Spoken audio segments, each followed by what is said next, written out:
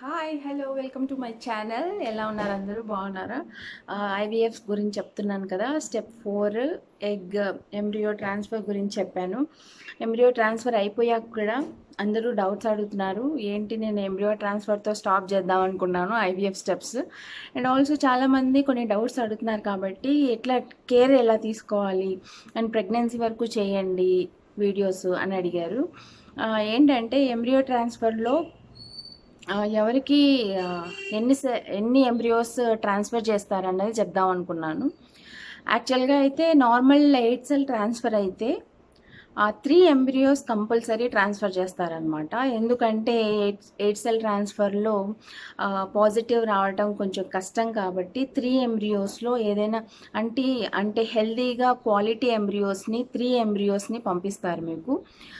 అప్పుడు 3 ఎంబ్రియోస్లో at least 1 embryo అన్నా వెళ్ళి హ్యాచ్ అయ్యి మీరు ప్రెగ్నెంట్ అవుతారన్న ఉద్దేశంతో పంపిస్తారు. కొంతమందికి క్వాలిటీ ఎంబ్రియోస్ 3 బాగున్నాయి అనుకోండి, ట్రిప్లెట్స్గా పాజిటివ్ వస్తుంది అనమాట.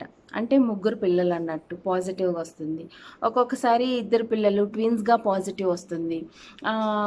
మధ్యలో ఏమవుతుందంటే ట్రిప్లెట్స్గా ఉన్న శాక్స్ ఉంటాయి కదా, ఫాలిక్యూల్స్ అనేటివి అవి డిసపియర్ అయిపోతాయి ఒకవేళ బాగలేకుంటే. అండ్ పక్కన ఎంబ్రియోస్ వీటిని డామినేట్ చేసేలాగా అలాంటి కొన్ని సమ్ ఆఫ్ ది రీజన్స్ వల్ల ట్రిప్లెట్స్గా 3 ఎంబ్రియోస్ పంపించినా కూడా ఒక్కోసారి ఒక 3 శాక్స్ కనపడ్డా కూడా కొన్ని శాక్స్ అలానే ఒక ఫ్యూ వీక్స్ చూస్తారు. ఒక 3rd వీక్లో అలా వాటికే అవే వెళ్ళిపోతాయి అన్నమాట, ఉండవు. మ్యాక్సిమం ట్విన్స్ పుట్టడానికి ఛాన్సెస్ ఉంటుంది ఈ ఐవీఎఫ్ ట్రీట్మెంట్లో. నాకు కూడా ట్విన్స్గానే కన్ఫర్మ్ అయ్యింది. కానీ ఒక బేబీ బాగుండకపోవడంతో నాకు ఆ బేబీని తీసేయడం జరిగింది. తీసేయడం ఇన్ ద సెన్స్ దాన్ని అంటే అవి క్రోమోజోమల్ డిఫెక్ట్స్ వల్ల మీకు ఆల్రెడీ నేను వీడియోస్లో ఎక్స్ప్లెయిన్ చేశాను. ఒకవేళ కొత్తగా చూస్తున్న వాళ్ళకి చెప్తున్నాను అనమాట. క్రోమోజోమల్ డిఫెక్ట్ వల్ల దాన్ని హార్ట్ బీట్ ఆపడం జరిగింది. అది చాలా చిన్నగా ఉన్నప్పుడే జస్ట్ ఇంకా ప్రాణం ఉంది కానీ అట్లా జస్ట్ ఒక సెకండ్ మంత్లో అలా ఆపడం జరిగింది అనమాట. దాని తర్వాత నాకు ఓన్లీ 1 బేబీతోటే నేను ప్రెగ్నెంట్గా ఉన్నాను. కానీ కన్ఫర్మ్ అయింది అయితే మాత్రం ట్విన్స్గా కన్ఫర్మ్ అయింది. యాక్చువల్గా ఐవీఎఫ్ ట్రీట్మెంట్లో మోస్ట్ ఆఫ్ ది కేసెస్లో ట్విన్ ప్రెగ్నెన్సీస్ వస్తాయి. తర్వాత కొన్ని కేసెస్లో ఏమవుతుందంటే ఒక 2 or 3 వీక్స్ తర్వాత ఇంకో శాక్ కనిపించకుండా పోతుంది అనమాట. ఒక శాకే హెల్దీగా పెరుగుతుంది. అది లక్కీగా అనుకోవచ్చు, హ్యాపీగా ఉండొచ్చు. లేదా ట్విన్ ప్రెగ్నెన్సీస్ కూడా చాలా హెల్దీగా పుట్టిన బేబీస్ చాలామంది ఉన్నారు. ఎక్కడో కొన్ని కేసెస్లో మాత్రమే ఇలా అబ్నార్మల్ ఎంబ్రియోస్ కానీ బేబీస్ కానీ ఉంటాయి. ఒకవేళ అబ్నార్మల్ అని తెలిసింది అనుకోండి, డాక్టర్సే వాటిని తీసేయమని మీకు సజెస్ట్ చేస్తారు. తీయడానికి వాళ్ళు హెల్ప్ చేస్తారు కూడా. తీసేయడం అంటే వాటిని హార్ట్ బీట్ స్టాప్ చేయడము, దాని తర్వాత పీరియడ్స్ వచ్చేయడం, ఇది ప్రాసెస్. అంటే అబార్షన్ లాంటివి ఏమీ పెద్ద సర్జరీస్ అట్లాంటివి ఏమీ ఉండవు. జస్ట్ మెడిసిన్స్ ఇస్తారు, అది పీరియడ్స్ లాగా వచ్చేస్తుంది అనమాట. ఇది ఇన్ కేస్ అబ్నార్మల్ ఎంబ్రియో ఉన్నప్పుడు మాత్రమే. మ్యాక్సిమం కేసెస్లో ఇది ఉండదు. అండ్ దాని తర్వాత నార్మల్ 8 సెల్ ట్రాన్స్ఫర్ అయితే 3 ఎంబ్రియోస్ని ట్రాన్స్ఫర్ చేస్తారు. బ్లాస్టోసిస్ట్ ట్రాన్స్ఫర్ అయితే 2 ఎంబ్రియోస్ని కంపల్సరీగా ట్రాన్స్ఫర్ చేస్తారు. బ్లాస్టోసిస్ట్ ట్రాన్స్ఫర్లో 2A ఎందుకు చేస్తారంటే మోస్ట్ ఆఫ్ ది కేసెస్ ఇది పాజిటివ్ ఛాన్సెస్ ఉంటాయి కాబట్టి 3 చేయరు అనమాట. 3 అన్నప్పుడు అది కొంచెం రిస్కీ ప్రెగ్నెన్సీస్. 2నే కన్ఫర్మ్ అయిపోతాయి అన్న ఉద్దేశంతో ఉంటారు. ట్రిప్లెట్స్ కదా, 3 పెట్టరు కాబట్టి 2నే ఎంబ్రియోస్ పంపిస్తారు. అందులో బై లక్ వస్తే ట్విన్స్గా అది పాజిటివ్ రావచ్చు, లేదా ఒక ఎంబ్రియోతోటి అది పాజిటివ్ రావచ్చు అనమాట. సో ఇంకొకటి, ఆఫ్టర్ ఎంబ్రియో ట్రాన్స్ఫర్ తర్వాత మీరు ఎలాంటి కేర్ తీసుకోవాలి. నేను ఇప్పటి వరకు అయితే ఎక్సర్సైజెస్ చేయాలి అది ఇది అని చెప్పాను, యోగా చేయాలి అవి ఇవి అని. కానీ దీని తర్వాత మీరు కేర్ఫుల్గా ఉండాలి. ఇక్కడ మాత్రము ఆఫ్టర్ ఎంబ్రియో ట్రాన్స్ఫరు ఎక్సర్సైజెస్ వద్దు, విగరస్గా నడవడం వద్దు, నార్మల్ వాక్ అండ్ నార్మల్ కంటే అసలు స్లోగా వాక్ చేయడం మంచిది. అండ్ ఏంటంటే 2 వీక్స్ మీకు పాజిటివ్ వచ్చే వరకు మీరు వెయిట్ చేయాలి. ఏమంటారు, ఆ 2 వీక్స్ చాలా ఇంపార్టెంట్ అనమాట. ఆ ఇంపార్టెంట్ టైంలో మీరు ఏం చేయాలంటే no exercises, no hot baths. అంటే ఎక్కువ వేడిగా ఉన్న నీళ్లు పోసుకోకండి, ఎందుకంటే ఎంబ్రియోస్కి హాట్ బాత్స్ మంచిది కాదనమాట. కాబట్టి మీరు నార్మల్ వాటర్తో, అందులో ఇది సమ్మర్ కాబట్టి మీరు నార్మల్ చల్లనీళ్ళతో హ్యాపీగా బాత్ చేయొచ్చు. లేదా అలవాటు లేని వాళ్ళు గోరువెచ్చటి నీళ్ళు పోసుకోవచ్చు, కానీ హాట్ వాటర్ మాత్రం బాత్ చేయకూడదు. No exercises, no hot baths. And మీకు ఏవైనా కొన్ని చిన్న చిన్న ఏదైనా ఇష్యూస్ కానీ ఏదైనా బాధలు అవి ఇవి ఉన్నప్పుడు బాధపడకుండా ఏం లేదు, నార్మల్గా హ్యాపీగా ఉండటానికి ట్రై చేయాలి. బీ పాజిటివ్ అన్నట్టు పాజిటివ్గా ఉండాలి ఈ టైంలో. ఎందుకంటే ఈ టైంలో మీరు ఎంత హ్యాపీగా ఉంటే అవన్నీ మీ ఎంబ్రియోస్ మీద ఎఫెక్ట్ అవుతాయి అన్నమాట. సో మిమ్మల్ని మీరు హ్యాపీగా ఉంచుకోవడానికి ట్రై చేయండి. ఇవి నేను ఇచ్చే టిప్స్ అనమాట.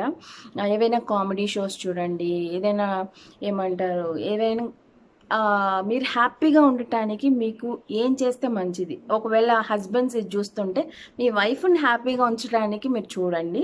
అండ్ వైఫ్స్ లేదా అమ్మాయిలు చూస్తుంటే మాత్రం మీరు హ్యాపీగా ఏం చేస్తే హ్యాపీగా ఉంటారు అది మాత్రం చేయండి, హ్యాపీగా ఉండండి. అండ్ ఇక్కడ హెల్దీ ఫుడ్ తీసుకోవాలి. And medication is very important అనమాట ఈ టైంలో. ఎందుకంటే వాళ్ళు ఇచ్చే మెడికేషన్ ఏది స్కిప్ చేయకుండా కంపల్సరీ ఆ మెడికేషన్ తీసుకోవాలి. ఇక్కడ చాలా ఇంజెక్షన్స్ ఉంటాయి. ఆఫ్టర్ ఎగ్ ట్రాన్స్ఫర్ తర్వాత ఇంజెక్షన్స్ చాలా ఉంటాయి. సో ఆ ఇంజెక్షన్స్ తప్పకుండా వేసుకోవాలి. 1 hour నాకైతే థైస్ అంతా మీరు నమ్మరు, నాకు థైస్ అంతా గ్రీన్ అయిపోయాయి అనమాట. 2 థైస్ గ్రీన్ అయిపోయాయి. ఎందుకంటే ఇంజెక్షన్స్ వల్ల అన్ని ఫ్రీక్వెంట్ ఇంజెక్షన్స్ ఉండేటివి. కానీ ఒక టైమ్ ఆఫ్ అంటే త్రూఅవుట్ ప్రెగ్నెన్సీలో ఇన్ని ఇంజెక్షన్స్ ఉంటాయా అంటే నో, ఉండవు. జస్ట్ మీకు పాజిటివ్ వచ్చేదాకా కొన్ని ఇంజెక్షన్స్ ఇస్తారు. ఆ ఇంజెక్షన్స్ కంపల్సరీగా వాడండి. దాని తర్వాత పాజిటివ్ వచ్చాక వేరే మెడికేషన్ ఇస్తారు, అవి కూడా మీరు వాడాలి. వచ్చే వరకు మాత్రం ఇంజెక్షన్స్, మెడికేషన్స్ కంపల్సరీగా వాడండి. అండ్ ఎక్కువ ఎక్కడైనా ఇప్పుడు అందరూ ఉంటున్న ఇండ్లు ఒక 3 floors 4 floors అలా అంటే క్లైంబింగ్ స్టేర్స్ అనమాట. స్టేర్స్ అన్నీ క్లైమ్ చేయొచ్చా అంటే చెయ్యొచ్చు, కానీ స్లోగా చేయండి. ఇప్పుడు నార్మల్గా కొంచెం ఫాస్ట్గా వెళ్ళిపోతాము. ఆఫ్టర్ ఎంబ్రియో ట్రాన్స్ఫర్ తర్వాత మీరు చాలా కేర్ఫుల్గా ఉండాలి. మెల్లగా మీకు ఒక 5 steps ఎక్కాక మీకు కొంచెం నీరసంగా ఉందనుకోండి, అంటే మీకు ఆయాసంలాగా వచ్చింది, కొద్దిసేపు ఆగండి, దాని తర్వాత మళ్ళీ ఎక్కండి. అంతేకాని ఇది మాత్రం ఈ 2 weeks మాత్రం అసలు ఎక్కకుండా ఉండడమే మంచిది, అసలు అవాయిడ్ చేయడమే మంచిది, మీరు రెస్ట్లో ఉండడమే మంచిది. ఎక్కువసేపు ఇప్పుడు హౌస్ వైఫ్స్ కానీ, లేదా ఇప్పుడు లాక్డౌన్ పీరియడ్లో మెయిడ్స్ ఉండట్లేదు, సో ఎక్కువ వర్క్ ఉంటుంది మీ మీద. ఒక్కళ్ళ మీదే మొత్తం వర్క్ ప్రెషర్ మాత్రం అస్సలు తీసుకోకండి. ఎవరుంటే వాళ్ళతో షేర్ చేసుకోండి. ఎవరైనా మీ ఇంట్లో ఉంటే వాళ్ళని షేర్ చేసుకోండి.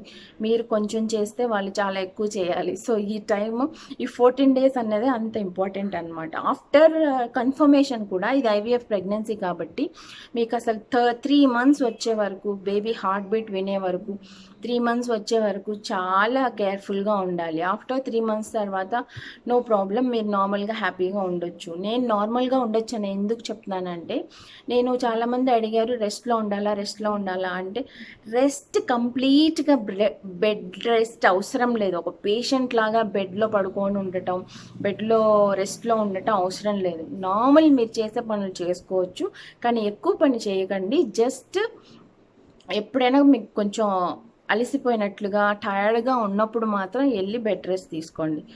ఇది నేను చెప్పదలుచుకున్నాను. ఏమీ సిమ్టమ్స్ ఉండవు, నాకైతే ఏ సిమ్టమ్స్ లేవు పాజిటివ్ రావటానికి, నెగిటివ్ రావటానికి. ఒకవేళ నెగిటివ్ వస్తే అది మన తప్పు కాదు, అదేదో మనల్ని మనం బ్లేమ్ చేసుకోవాల్సిన అవసరం ఉండదు, మనం డిప్రెస్ అయిపోవాల్సిన అవసరం కూడా ఉండదు, అలా ఉండకూడదు కూడా. సో పాజిటివ్ వస్తే హ్యాపీ, నెగిటివ్ వస్తే మీరు ఏమీ బాధపడకండి. నెక్స్ట్ IVFకి ప్లాన్ చేసుకోండి. ప్లాన్ చేసుకునే ముందు నేను చెప్పినవన్నీ ఫాలో అయ్యి ప్లాన్ చేసుకున్నారనుకో, నెక్స్ట్ IVFలో అయినా మీకు పాజిటివ్ వస్తుందన్న ఒక యాటిట్యూడ్తో, అన్న ఒక థాట్ తోటి అలా ఉండండి. అలా ఉంటే అన్నీ మంచి జరుగుతుందన్నమాట. సో ఇప్పుడేంటంటే పీస్ఫుల్గా ఉండటానికి, హ్యాపీగా ఉండటానికి ట్రై చేయండి. దాని తర్వాత మీరు ఈ 2 వీక్స్ ఎలా అంటే ఎట్లాంటి వర్క్స్ చేయొచ్చు. నార్మల్గా మీ డే టు డే లైఫ్లో ఎంత వర్క్ ఉందో దాన్ని కొంచెం తగ్గించుకొని మీరు రెస్ట్ తీసుకోండి. మీరు ఒక ఆఫ్టర్నూన్స్ మీరు కొంతమందికి నిద్రపోయే అలవాటు ఉండదు, లేదా రెస్ట్ తీసుకొని పడుకునే అలవాటు ఉండదు. అలాంటి వాళ్ళు ఖచ్చితంగా రెస్ట్ తీసుకోండి. ఆఫ్టర్నూన్స్ కానీ నాప్స్, చిన్న చిన్న నాప్స్ తీసుకోండి. దాంతో ఏమవుతుందంటే మనకు ఫ్రెష్గా ఉంటుంది, మనము పీస్ఫుల్గా ఉంటుంది, స్ట్రెస్ ఎక్కువగా ఉండదు. కాబట్టి ట్రై చేయండి. ఇప్పటి నుంచి అలవాటు చేసుకుంటే అది ప్రెగ్నెన్సీలో కూడా మీకు పనికి వస్తుంది అనమాట. సో నాప్స్ ఫ్రీక్వెంట్గా అవసరం లేదు. ఆఫ్టర్నూన్స్ కానీ మీకు ఎప్పుడైతే మీరు టైర్డ్గా ఉంటారో అలాంటి టైంలో మీరు రెస్ట్ తీసుకోండి. కంప్లీట్గా వర్కౌట్స్ మాత్రం అవాయిడ్ చేయండి విగరస్గా. ఎందుకంటే మీకు యూటరస్లో ఇప్పుడే ఎంబ్రియో పెట్టింటారు, అది హ్యాచ్ అయి ఉంటుంది.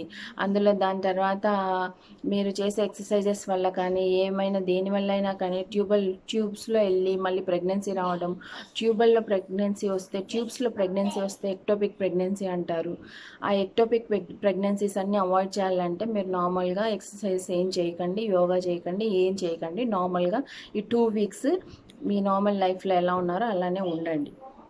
ఎక్సర్సైజ్ చేసే వాళ్ళు ఉంటే ఈ 2 వీక్స్ మాత్రం ఆపేయండి.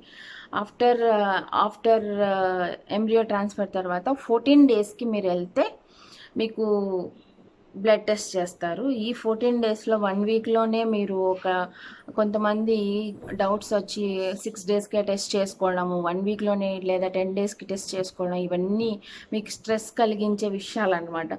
మీకు స్ట్రెస్ కలిగించే విషయాలకి మీరు దూరంగా ఉండాలి. కాబట్టి ప్రెగ్నెన్సీ టెస్ట్లు అవన్నీ తెచ్చుకొని చేసుకోకండి.